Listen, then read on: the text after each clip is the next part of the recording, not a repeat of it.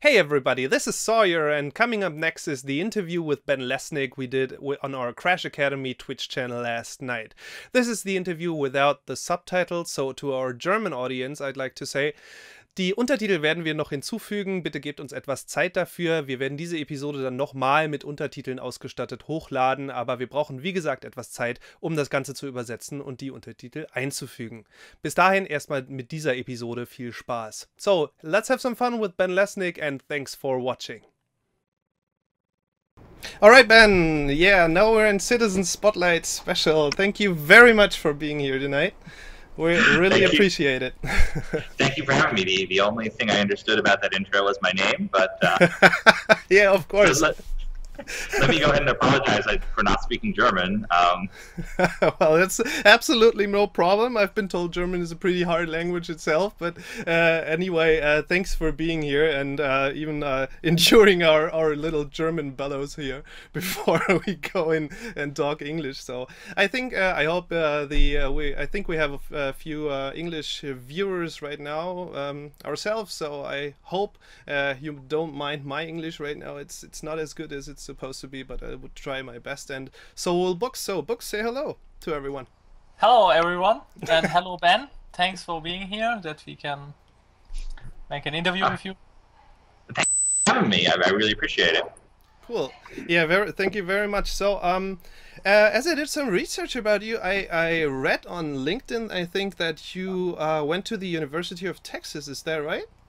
I did, yep. University of Texas, Austin. Hook 'em. You know, yeah, go Longhorns. I can always say that. There you go. Yeah, I actually have I have a lot of family in Texas myself, so I do know the Lone Star State quite well. So I hope you had a nice time there. Yeah, I'm not from Texas. I'm from Washington D.C. originally, but honestly, I was a huge Wing Commander fan. Yeah. I wanted to go to Texas to be around, people like Chris Roberts, Eric Peterson. Yeah. And unfortunately, they stopped making Wing Commander games about the time I started college. But it was a great school anyway.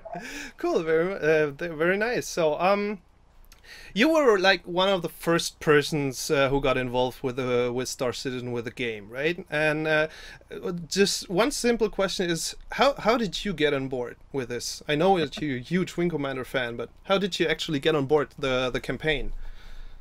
Well, I've known Chris since the 90s, and he's always kind of been looking for a way to bring back Wing Commander, bring back flight sims, space sims. Mm-hmm. So he would, and there was every time he did that, he would call me up because I was the big Wing Commander community guy who was saying, I'm putting together this pitch. Can you help me out? So there was going to be a GameCube game at one point. There was going to be a TV show on the Sci-Fi Channel. There were all these projects over the years, and they never worked out. Mm-hmm. But Chris is my friend. I'll always help him with whatever he's doing. And so he came to me and said, "I'm going to try crowdfunding." I didn't believe in it myself. Okay. Yeah. But I said, "Of course, you're Chris Roberts. I'll do anything I can to help you." And it just really came together. Cool. Yeah, those early days were amazing. Me, Chris, Dave Haddock, Sandy, just kind of brainstorming. It was this electric environment. I miss it. Oh yeah, I can imagine that. Yeah, the early days was Kickstarter, was it? I think you're talking about. Yeah, cool. And now you're the senior community manager of a very, very openly developed game. So one of the questions the community had was, which part of this open development process, especially as a community manager, do you enjoy the most, and which parts do really give you a hard time? Well, I guess it's kind of easy, but the obvious thing is I love sharing stuff with the community. Just every time you can put out a ship or a video or some piece of art, and you see that reaction right away, it's so good. It makes you feel so good. So then the counter is when we can't do that, it frustrates both the community and us. Because there's no artist here who doesn't want to share every single thing they're doing. It's the stuff we can't share. Like I've seen some of those selects for Squadron 42 with the cast we can't reveal yet, and it's so good. I want everybody else to see it. So yeah. That's the most frustrating thing. Yeah, I can imagine. It's like, it's like a Christmas present you can't open right now, right? That's exactly how Chris describes it. Is it? Okay, cool. Very nice. So, yeah, speaking of community, Books, you have some questions collected from our community and I think about the community, right? Yes, I have both. And one of the questions was with the localization of the game, how far will the localization go in regards of Squadron 42 and the persistent universe?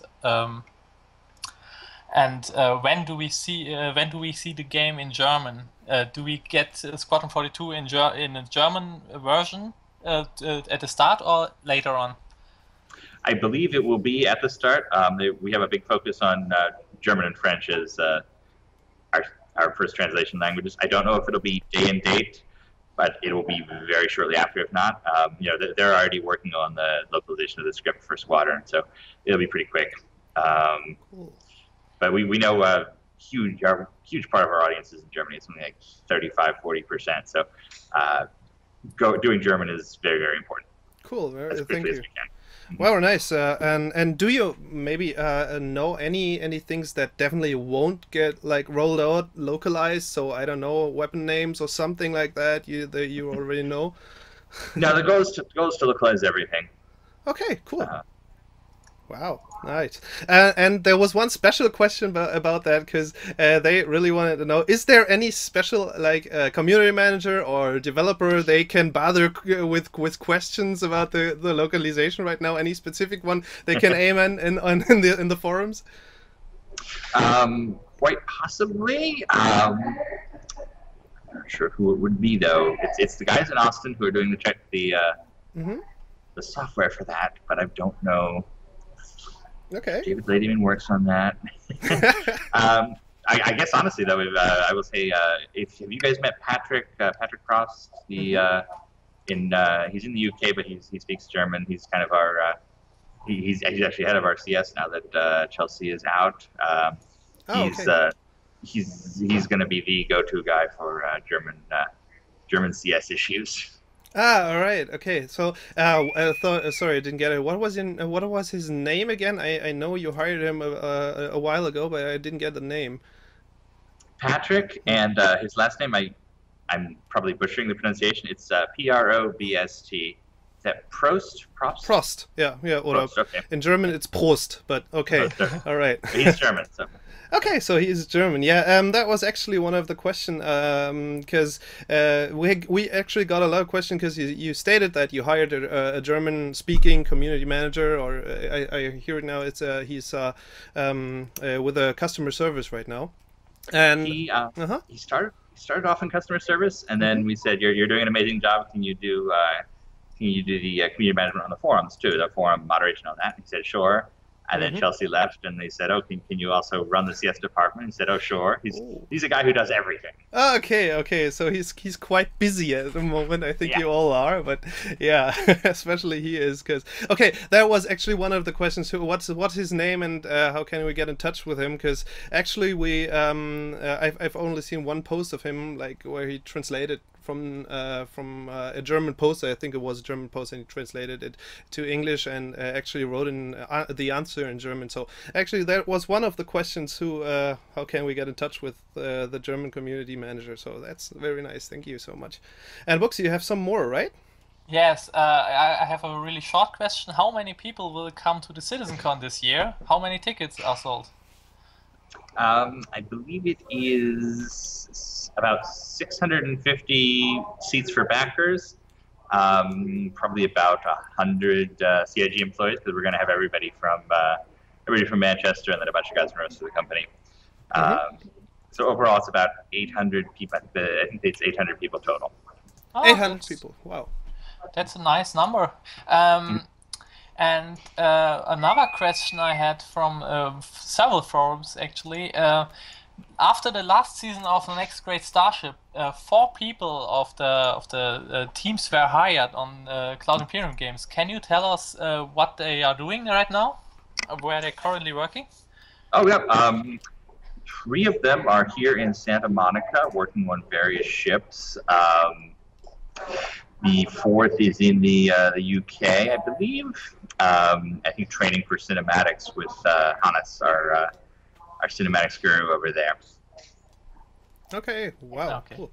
Nice. So we have another one question from the chat, and he wants to know if you do know that will there be subtitles later in the game, so German subtitles, or will it all gonna get like translated?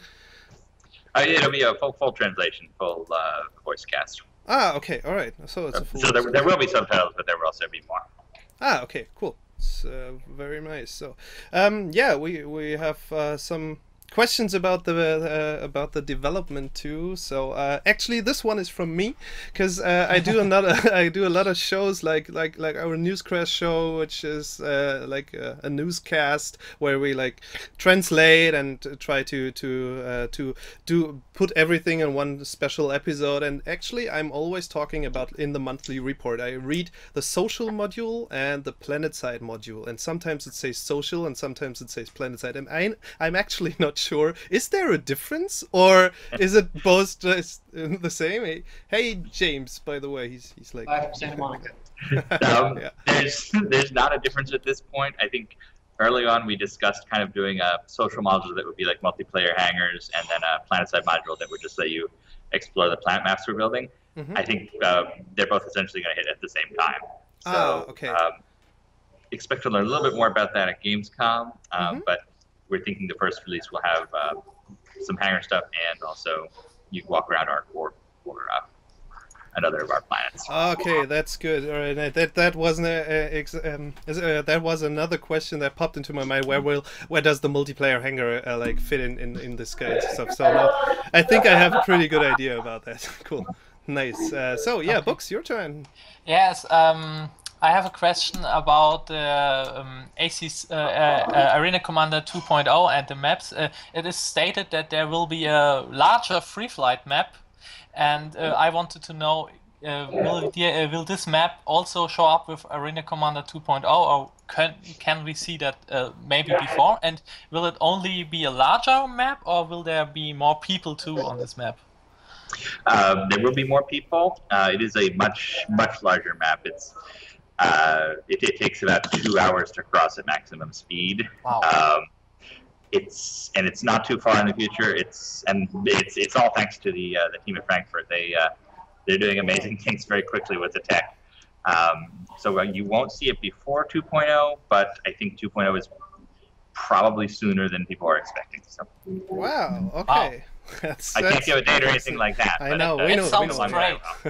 We know, but this sounds great. Yeah, actually, I'm actually in our little corporation. I'm gonna be the commander of the Navy, so like multi-cruise ships is absolutely my thing. I'm so looking forward to 2.0. So, yeah, like my heart stopped pounding for a minute, but okay. Right. So, very funny question from the chat. Like, does James ever not wear a hat? Yeah, I don't think he's taken that hat off since he got it, but his hair is kind of unfortunate, so it's a good thing.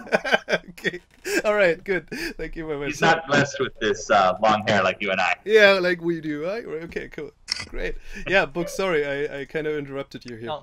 As an organization, we have also the question, where is the status from the organization's 2.0, which was promised in first part of this year, I think.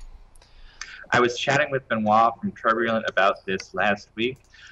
It's been pushed back for a couple of reasons. They had to focus on this whole EU tax thing for a while, and then it was the community hub. They're hoping to get some of it up a little bit later this year, and then the whole thing will tie in with the PU social module launch too, because originally Organizations 2.0 was going to be here's stuff to do on the website, and now it's kind of tied intimately in with the game. So. All right. Okay. So, do you have anything like we're not as big as a lot of other corporations, of course, but we still do have a lot of members. So, and we're always wondering, like, will there be like the possibility to share like hangers and especially bank accounts in the game later on, with it, because this is going to be a huge endeavor to like set up a whole fleet of ships. I think financially. Yeah. That's all definitely coming. It's one of the reasons why we wanted to put together the organization system now, so players could know what a group would be like. But yeah, there'll be shared hangars, shared bank accounts, ships you let out to each other. So Cool. that's all in the plan. Okay, wow, that sounds very nice. Okay, I have some more questions from the chat right now. Yeah, this one is nice. What do you actually or personally think about Operation Pitchfork? I love it. I think it's great. It's we have, as I'll say internally, we have something called Operation Iron Hay Bale, which is the devs upstairs putting together our response to Pitchfork. Because you hit the hay bale with a pitchfork and it won't move because it's made of iron. Okay. So we're putting a lot of thought into how we're responding to Operation Pitchfork. But I think it's players coming together to imagine the game world well before it's done, and it's very cool. Ben, do you think the servers will stand a massive operation like Pitchfork at the point it will be held? No, I think you're going to find all sorts of problems with the game. I think it's going to break everything, but it'll be glorious.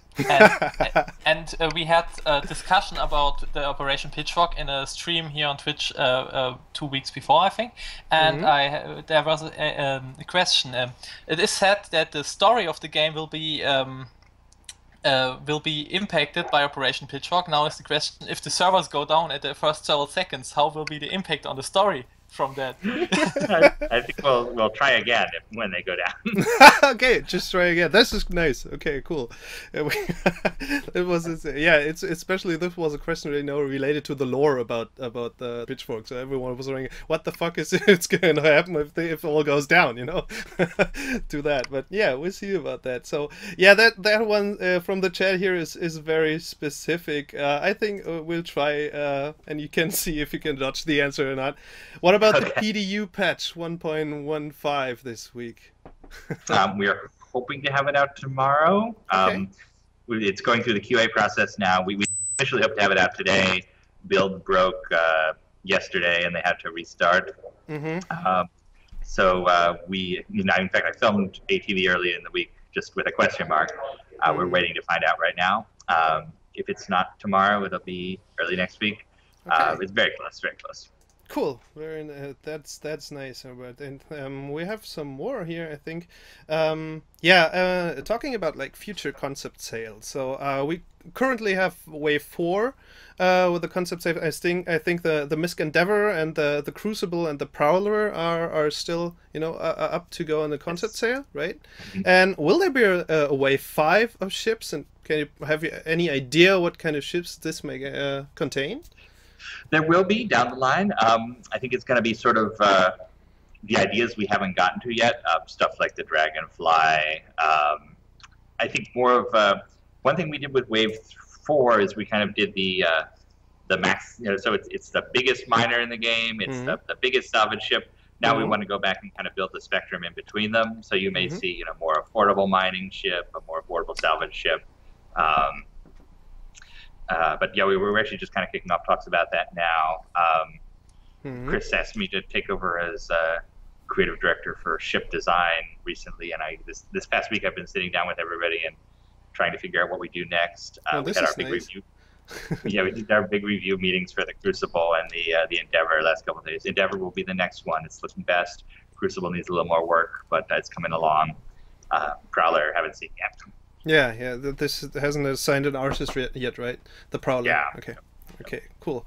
So I've got another one from the chat right now, which is really interesting for myself. So how many planets can we visit with the first release on the planet side module? Will it just be the Area 18, or will there possibly be another planet? I think probably the first release will be just one planet, and then we're going to patch it pretty much the same way we did with Arena Commander. So we started off with a couple ships, and then very quickly added all the others and the variants and so on. So I think you'll see social module work the same way. We'll start with ArcCorp. I'm pretty sure it's ArcCorp, and then we'll add the first 5 systems over the next couple months: Terra, Nyx, and so on. Yeah. And once those are out, we kind of will start playing with the mechanics of the universe. So it'll be missions and stuff like mining, salvage, all that will start going in and expand out from there. Cool, awesome, yeah. Yeah, do you have some more development questions, right? Books, something? Yes, I have. But I have one question seen in the chat because it's on our list, so I ask it here. How will Star Citizen deal with cheaters and hackers if the game goes live? What is the Are there any specific plans for that right now or developed? Our philosophy, I mean, yes, we're going through all the normal MMO security stuff, the boring best practices. But I think our biggest thing going into it is just being aware that it will happen and we have to respond quickly. Because there will always be people who figure a way around whatever your best ideas are. You just have to be willing to be reactive. So that's kind of our philosophy in terms of security. Yeah. Okay.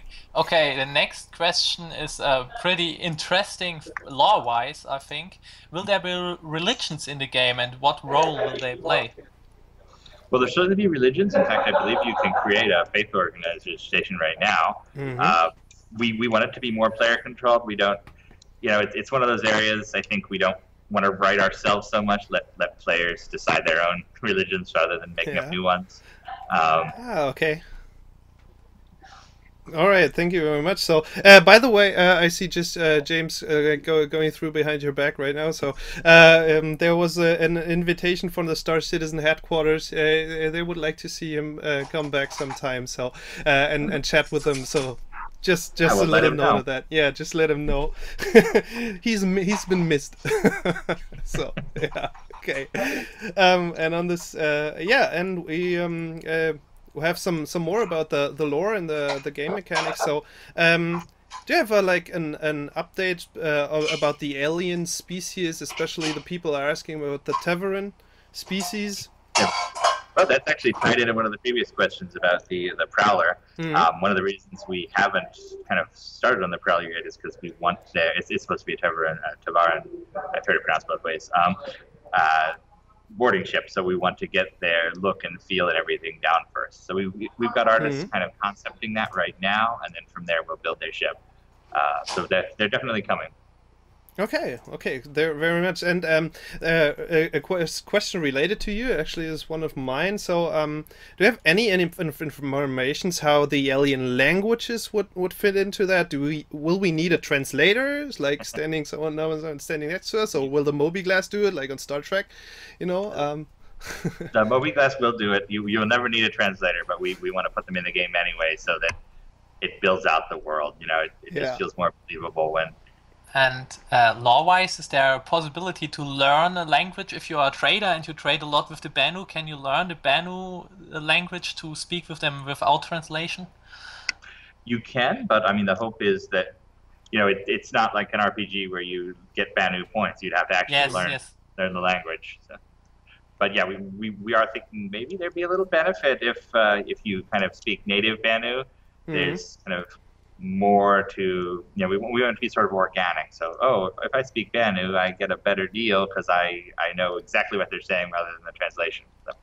Yeah, that's cool. That sounds really cool. Absolutely, yeah. Actually, there's one question that comes like a dozen times here. So, can you tell us if there's any update or any progress on the netcode right now? So people are asking this all over the time here. Yeah. Yes, it's that part is actually looking very well in the FPS. We'll have another update out tomorrow, but I think the big focus right now is the animation stuff. So the new tech they're building for the netcode seems to be working.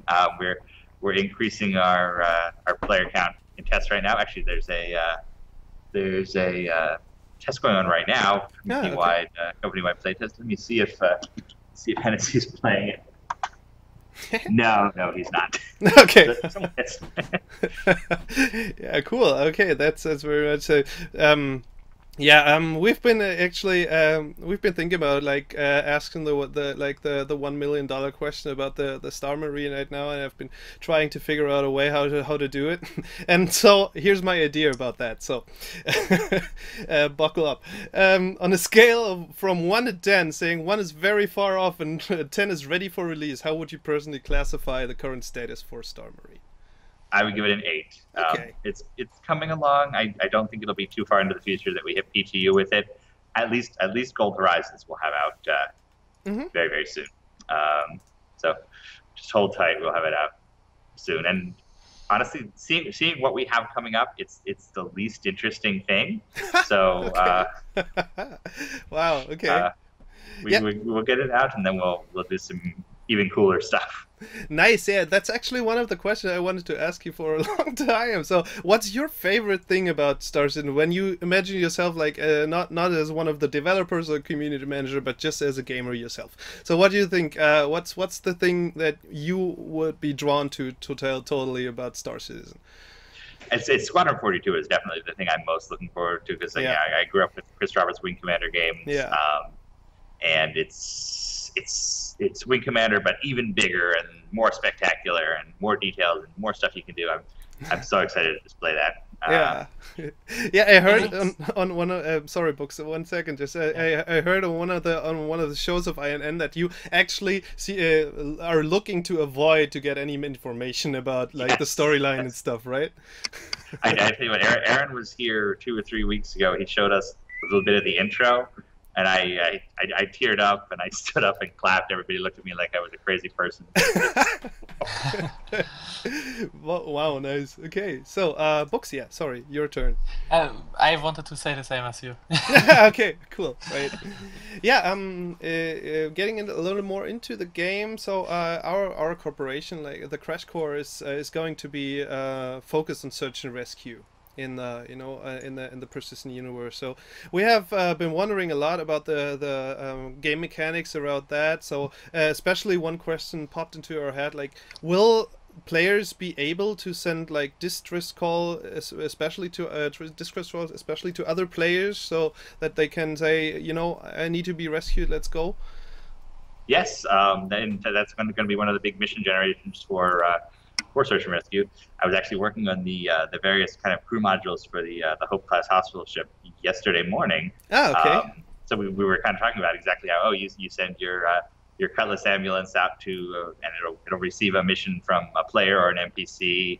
You go, you pick them up, you bring them back, you triage them on the ship.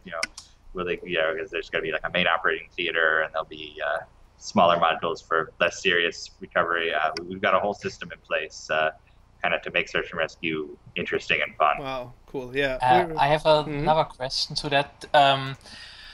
If we have a player of our own organization we want to rescue because he fall in battle with his ship, and if he is like 20 minutes out, will he have to wait till we arrive in his floating escape pod, or how does this work?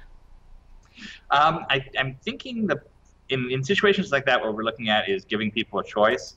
We can say you can essentially respawn somewhere else, and the body out there in space will become an NPC that you can rescue. If I'm stuck out in the middle of nowhere and I just want to keep playing, I can say, okay, I'm gonna take my, this is my next Death of a Spaceman life, and I'll restart on whatever my last hangar or whatever my last safe space was, and then you'll kind of split into another person, so there's still a mission-generating NPC out there requesting help. So you can still go get the credit for rescuing him, and also he can keep playing. Oh, yeah, cool. And if I decide to respawn, I will lose one of these lives I have on my character. Yes. Yes. Okay, that's nice to know. Yeah, it's a trade-off too. So. Wow, okay, cool. Well, we have another question, especially to the Avenger, I think. It reads like, will the Avenger get a lore update, as it role changed a lot from big to small and small to and nimble? Okay, right. Good. Just read it. I think it'll, I don't want to say lore update. I think the Avenger will get an update in general, so it's more close to its role. But that one's a known issue, and we'll probably be addressing it around when the variants hit, because we'll redo the base ship and then create the 2 variants. 3 variants. 3 variants. On redesigns of ships, I have a special question, because I really like the constellation and I really like the new design, and I saw this reloadable missile pods, and some people think they're really strong because I have a lot of missiles on this ship, and now the question is, will our variants also be able to equip this reloadable missile pod, and will ships bigger than a constellation or in the same size also be able to have reloadable missile systems, because it's a lot of more missiles? Yes. Yeah, for the reloadable missile systems, it's a cruise seat option. So it needs to be a multi-cruise ship, and you have to actually have somebody on your ship who loads it up. So pretty much Constellation or anything bigger can have that sort of system. It would swap over to, I think all the variants will accept that. You'll be seeing more of the Constellation update, I think, next week on ATV. We're doing a segment with Chris Smith, who is here in Santa Monica, visiting, helping us with our art pipeline. So we'll have a little bit to show you then. Oh, okay. Very nice. Yeah, actually, after talking about Eure Kommentare 2.0, the chat is quite going crazy right here. So and just read one of the questions that pops out a lot is like, do you think that they will that you were going to change like the schedule of the release? So maybe Eure Kommentare will go to 2.0 before even the Star Marine gets out? I don't think it'll be before Star Marine, but I think they'll all be fairly close. We hope anyway. Who knows what technical challenges we'll run into, but the thought right now is they're all going to be pretty close. Okay, cool. That's. And I hate to throw the question this way, but wait for Gamescom. Chris will answer those questions for sure. Cool, very nice. Yeah, so a quick look to Gamescom. I think you guys are incredibly busy right now, getting all set up, especially on another continent right now, right? Yes, I feel the worst for Alyssa Del Hotel, our new marketing producer. She, I don't think she expected anything like this. But, everybody's doing a great job. It's gonna be our best show yet. Okay, wow, that's quite cool, I think. Yeah. Now back to the lore. This is a very nice question. I've been asking this. Hey, nice to see you. Cool. Yeah. Actually, I was wondering that myself. And so I just read it. Will there be some like superlative hazards in the persistent universe, like a supernova or a black hole? I think you got a lot this question. Yeah. For sure. So some of them will be standard kind of hazards, like meteor storms, nebula, quasar, black hole. Some of them will be things that we can sort of use as GM tools to control the universe. Like, if all the players are taking advantage of this planet, well, let's blow up its star with a supernova and change the face of the galaxy. Yeah. Okay. Wow. Okay. On that, I have a question. We all seen the Hornet trailer, and in this Anvil Hornet trailer, we see moving asteroids. How will that work in the game? And will the whole asteroid field moving, or only asteroids inside of its field? Some will move. I think. It's more scientific to have them not moving. Apparently, I guess that's what everyone trends towards. But we still want that kind of original Wing Commander experience where they're kind of, I think we call them meteorites instead of asteroids when they're flying around like that. So we want to have both things. It should all look pretty different from that trailer. We're doing procedural generation for the asteroids now, so it lets us have more of them and more varied. Mm-hmm. That's another one you'll see a little bit later this year, I believe. Okay, cool. And there's actually a question. I don't know if it's from a subscriber, but he's asking: are the subscriber flares later going to be obtainable in the persistent universe? So maybe is there a shop where you can buy them, or is it just exclusive, like for the subscribers in the hangars? At least there will be variants of them in the persistent universe. Like the ship model collection, we kind of imagine being something that you travel around collecting in the finished universe, and the same with the Puglisi planet items. We know there's a particular sort of collector mentality among some backers, so we want to have stuff you travel around and get, whether it's the ships or the fish or any of that stuff. For some of the more like use items like the hangers, or not the hangers, the what do you call them? The lockers. The lockers. The lockers, yeah. Probably you wouldn't have the same exact locker as the subscriber because a lot of it is just kind of in jokes and private stuff to entertain our subscribers. Yeah. So, but you'll have some variant of that. The same with the jukebox. There'll be maybe a special one for subscribers and a regular one for other people. But they'll all be there kind of in the world and they're all trading around. So they should be out there.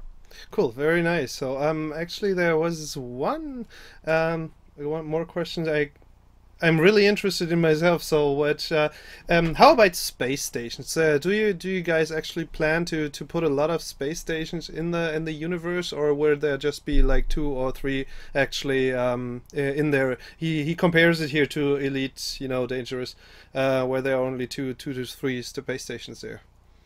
No, we want to have a whole bunch of space stations.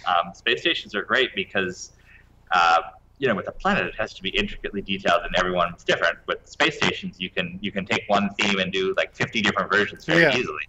So if you're not building a lot of space stations, it's you're wasting an opportunity. In fact, we already have a couple in progress. You all have seen Shubin, which was originally being built for a squadron, but it'll be in the persistent universe also.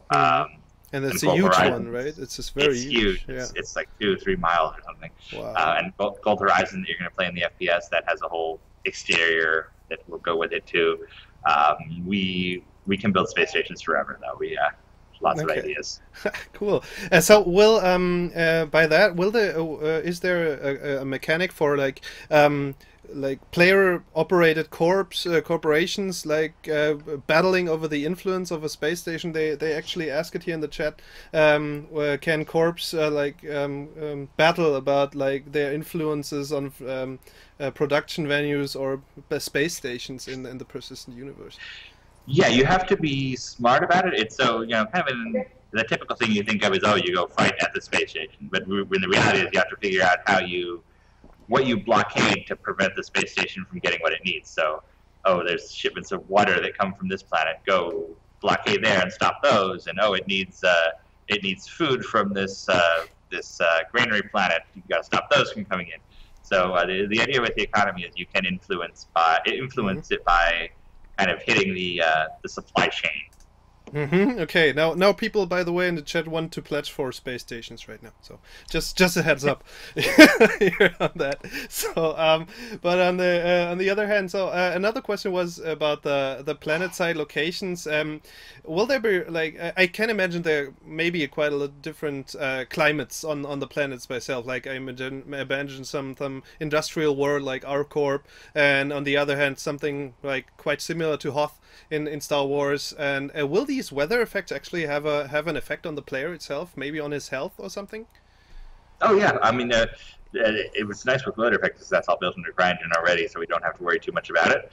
But weather, and especially some of the factors that would be more appropriate in sci-fi would be gravity, amount of oxygen. So I think one of the first ones you'll see is, I can't get out of my ship here because I don't have a rebreather, or I don't have something that protects me from the sun. So we want to have all these kind of environmental factors that define what equipment you carry with you, and how you approach each individual planet. So, okay, for sure. Cool. Yeah, I'm kind of just changing subjects here very quickly because no worries. There are a lot of questions here, and even a lot of more that we could think of. Actually, there was one about the pledging system itself. Will it be in the future possible to buy a game package without a ship? So to pledge for Star Citizen without getting a ship or needing a ship. Maybe we keep talking about it, and then whenever we kind of do a little research, it confuses people who don't know what Star Citizen is. So we're trying to find a way to figure out how to do it. I think probably the first thing you might see is like an FPS only package for people who just want to see what that mechanic is about. But ideally, we will switch eventually to a sort of a la carte system where you say, okay, I want this part of I want the base game, I want beta access, I want one ship, and that's it. So hopefully it will be more like a matrix than individual packages. Okay. Oh, nice. Okay, so you can, to a point, individualize it, what you want for. Okay. I have a question that it's actually interesting. How is James' new ship state page coming along? I am actually the one who's holding that back right now. Okay. Okay. He's pretty much done it, and I have it here to review, and it's just keep getting distracted, but it's coming very soon. He shows thumbs up behind you, so yeah. Okay. Okay, cool. Okay. So we're gonna see a little more about that in the future, I think, about this ship page, right? Nice. Cool. Yeah, this one is nice. So yeah, this was an interesting book. So I can't remember what I wanted to ask next. So just you go ahead. I had a perfectly good question right now, but I haven't lost it right now. Okay, I have one of the questions from our list. We have heard before that it's not so easy to distinguish if the if the enemy we see is human or is an NPC in the game. How will that be on missions? Can we see on the mission board if this mission is from a human or is from an NPC? I don't know yet. I will dodge that question just because I don't think it's been decided. I know one of Chris's visions is that you, as best you can, you never are able to tell the difference between the two. So my guess is it won't be obvious, but the reality will probably be that people will learn all the random mission generation tricks, so it'll stick out in some way. But I guess let's wait and see. So the goal is they would be the same. They would seem the same. Okay, all right. Thank you very much for coming to my aid. Books. I got my question back. How will I'm pretty interested in the whole it's especially multi-crew system and especially in the capital ships. So this one is from me. So do you have any idea how the command ships will work? If you have a small fleet and you decide to make the Constellation one of the command ship with I don't know, the admiral on it, will it need special equipment? Or do you all do it on the same interface? Have you any idea about that? So there is a special command and control interface that can be installed on certain ships. Constellation is one of them. So it's we have not prototyped this out yet, but the idea is that it's sort of more like you get a holographic battlefield view, and it'll show your allies and whatever appears in your scanners, and you can kind of give the orders as though it were similar to an RTS game, but of course, your wingmen just get an order. They can decide whether or not they're going to listen to you. So it may end up being frustrating for people. One thing we learned when doing Wing Commander was that it's great when you order your AI wingmen around, but when you try to do a co-op mission and you're like, attack my target, and nobody actually listens. Whatever. I know better. Yeah, of course. But that's always the first response. Well, guys out there from Crash Core, no. You have a pretty strict command structure, so don't listen to what he's saying. So, all right, so very nice. We have are players able to create economy nodes on a new planet found? So I think if they discover one of the new planet, I think that's where it's aiming for. Not at launch, but it's something we very much want to do. So it's we'll probably launch without the ability to actually control the big economy nodes and then move towards it. So it's in the plan, but not day one. Okay, and another one back to the capital ships. I think we read some developers comment on the G-forces of if you go too fast with a capital ship, that might not be good for your crew regarding the G-forces and so. What do you imagine? How will capital ships I think starting from the Idris to the Bengal carrier or even larger ones move in space? Will it be more like a ship of the line battle, or very much so. A lot slower, less maneuverable. I mean, we have the Idris flying now actually, and it's coming along very well. But it's a much slower, more nuanced sort of experience. A lot more planning. With a fighter, you kind of mostly have to worry about getting the front of your ship pointed at the enemy. With a capital ship, you kind of have to put more thought to okay, where can I bring the most guns to bear at once? Damage control says I've taken a torpedo hit on my engine. I need to kind of plan to move that away from the battle, and it's going to be a several minute process. So I need to figure a lot more strategy. Okay, cool. Very nice. Yeah, books. We have some more? I think we do. Oh, I sure we have. What could we take? Uh, you caught me off guard here. Yeah, I'm sorry.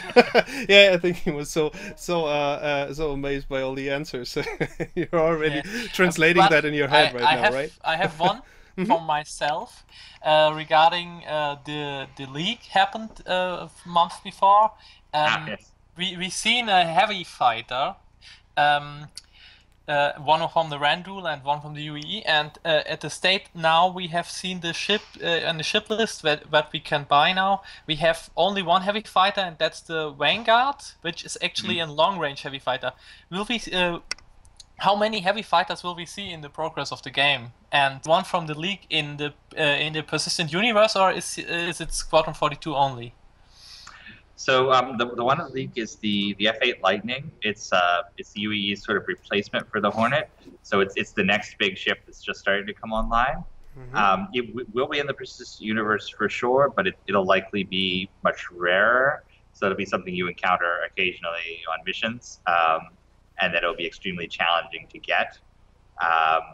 Eventually, down the line, I'm sure Anvo will say, okay, we're going to have a civilian version just like we did for the Hornet, but we want that more to be a game event in the future than something we do right now. Ah, okay. All right. Nice. I'm counting on it. I love this ship. It's a very sexy ship. And as for other heavy fighters, I think you'll see more with Wave 5 of ships when we kind of go back and fill out our roster with extra designs.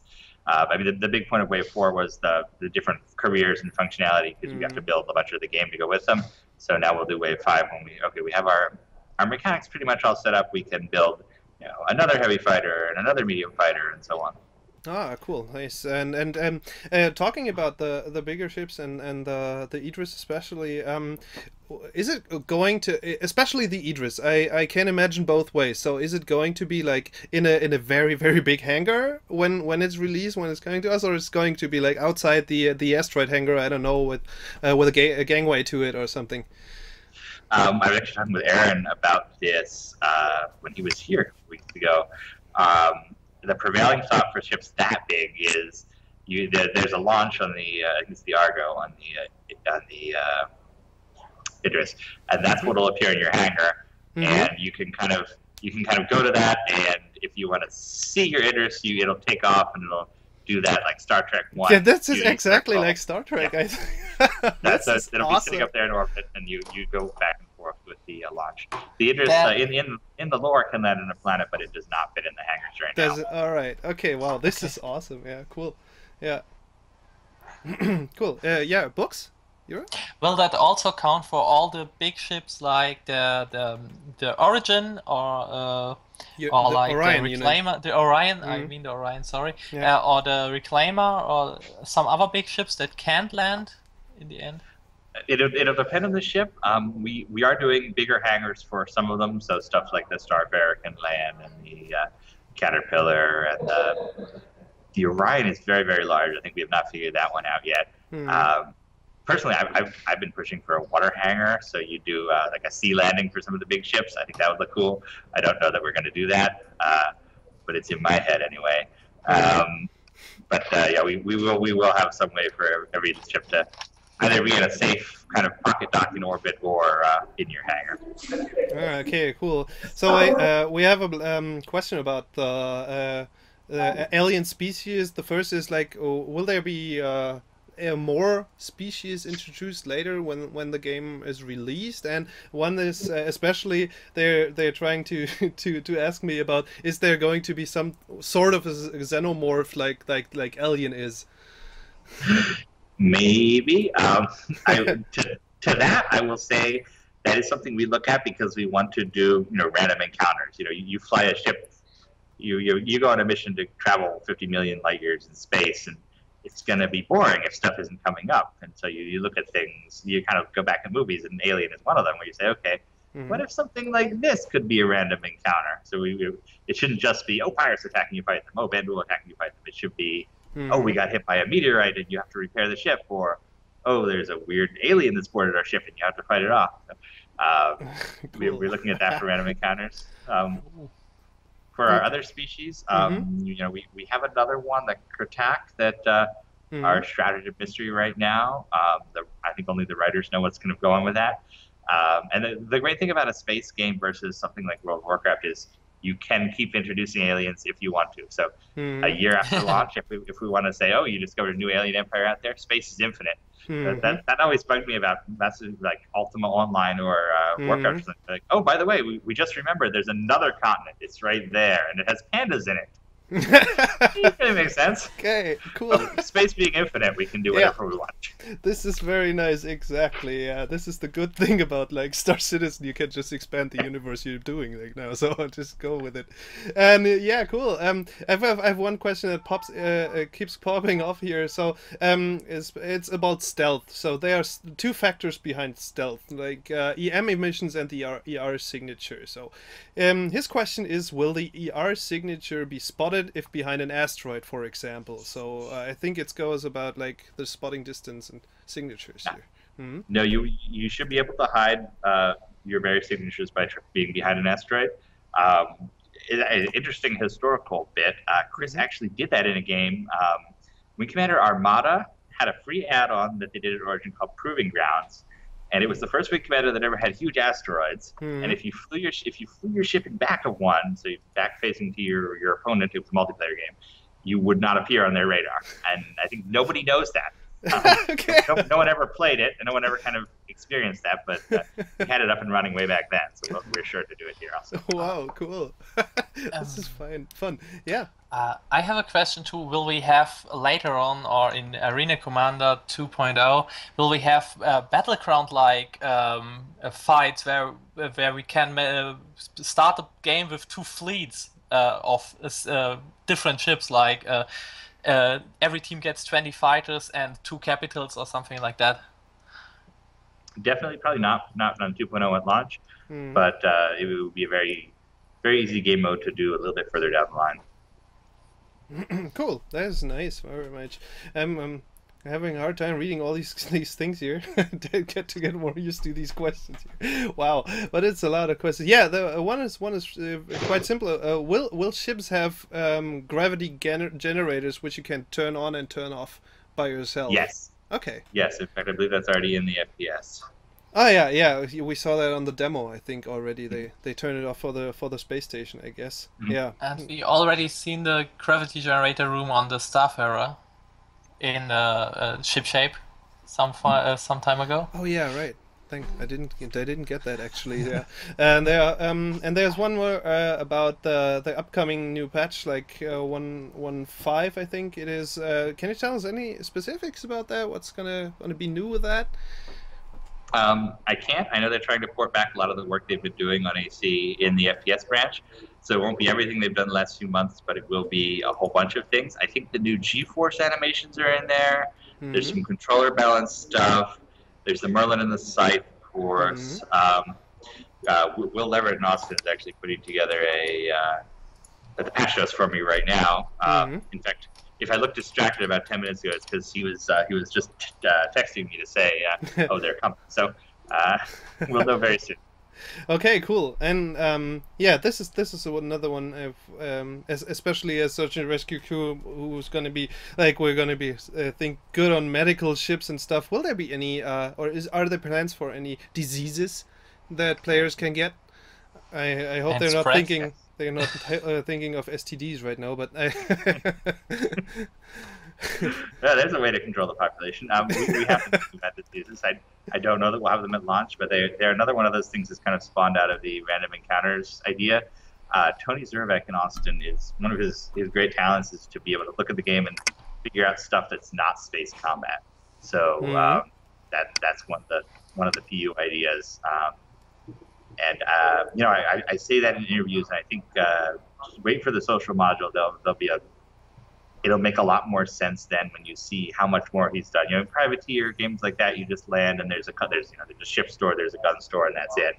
With this, he's building an underworld and kind of missions that happen on the ground without ever having to go into space. It's looking really cool. And they have a personal question for you. What's your favorite ship so far? I love the Retaliator. That was my baby. And, Well, any news on that, by the way? so the Retaliator is going to be our lead ship for Eure Commander 2.0. Okay. Wow. They're basically getting it all decked out and ready right now, so it'll be the first multi-crew ship. Cool. Probably followed shortly by the Constellation, but it's our test case, and it's looking really, really good.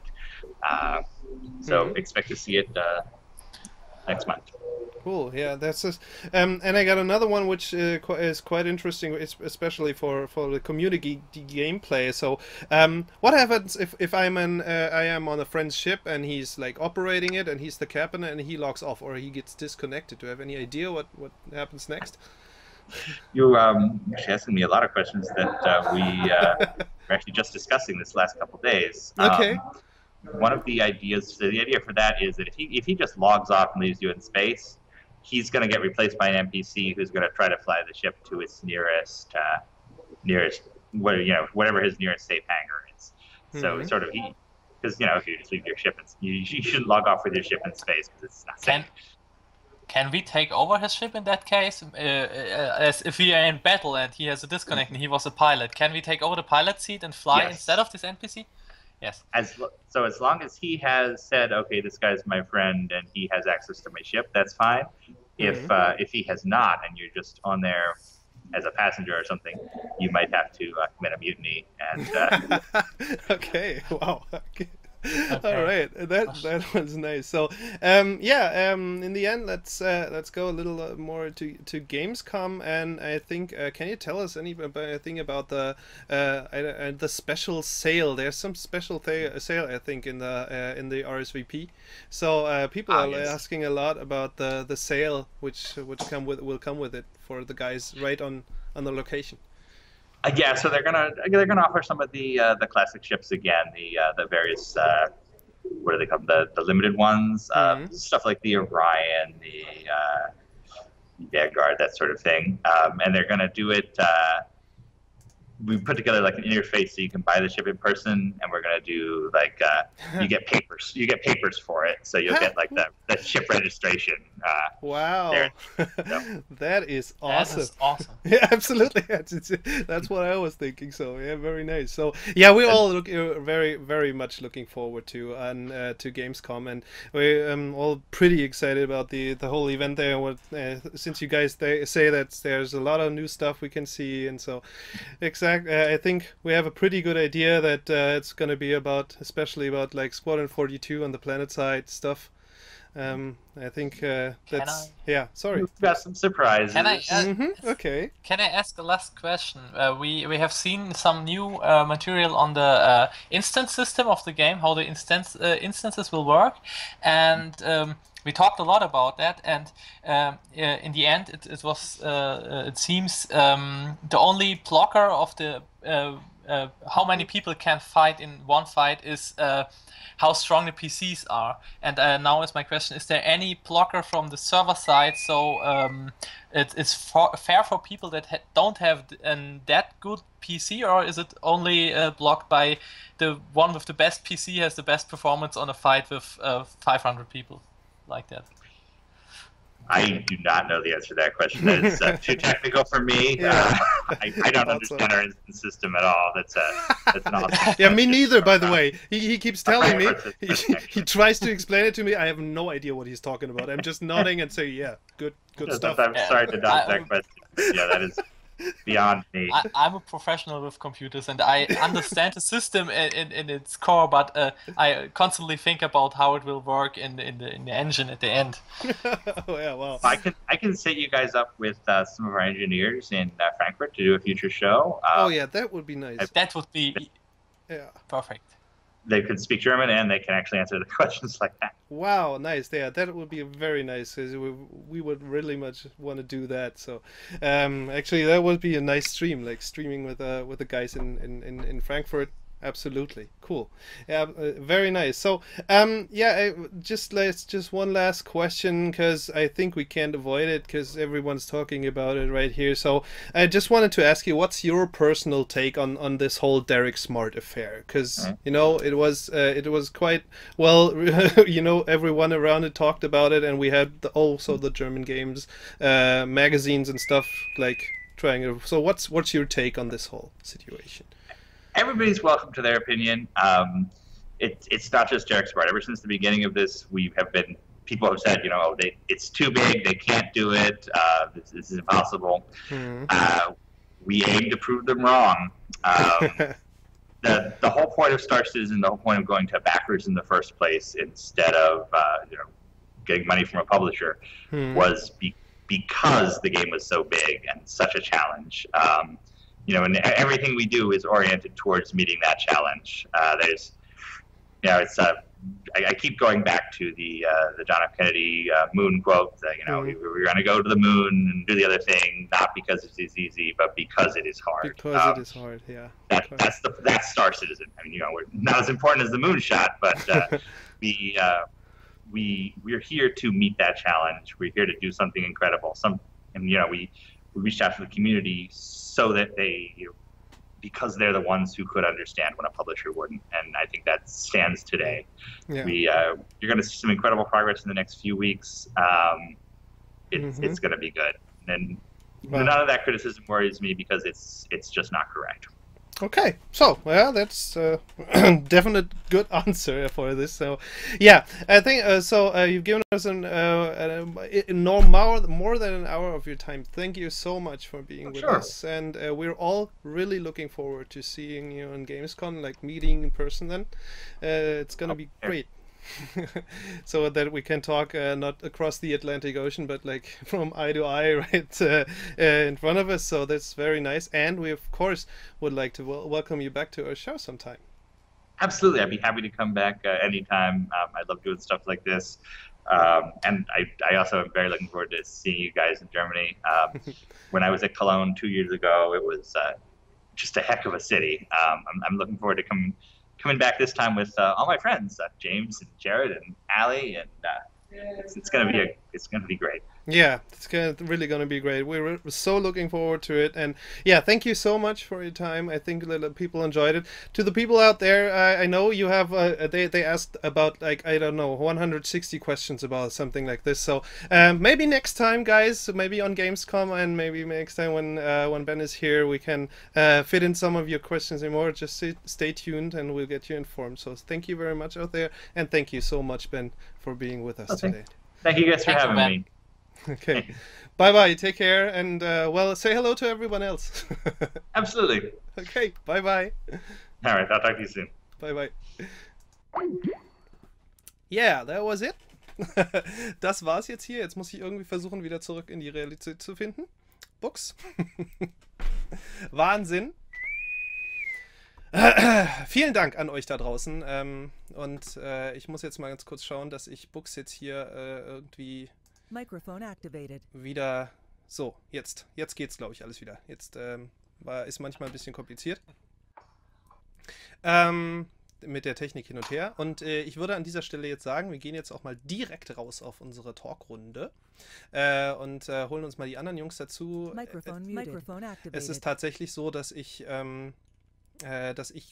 manche Antworten gar nicht so richtig schnell mitbekommen habe, weil ich mich darum gekümmert habe, die nächste Frage vorzubereiten. Aber dafür gehen wir jetzt in die Talkrunde, und da sind wir dann mit Knusper und den anderen mit dabei.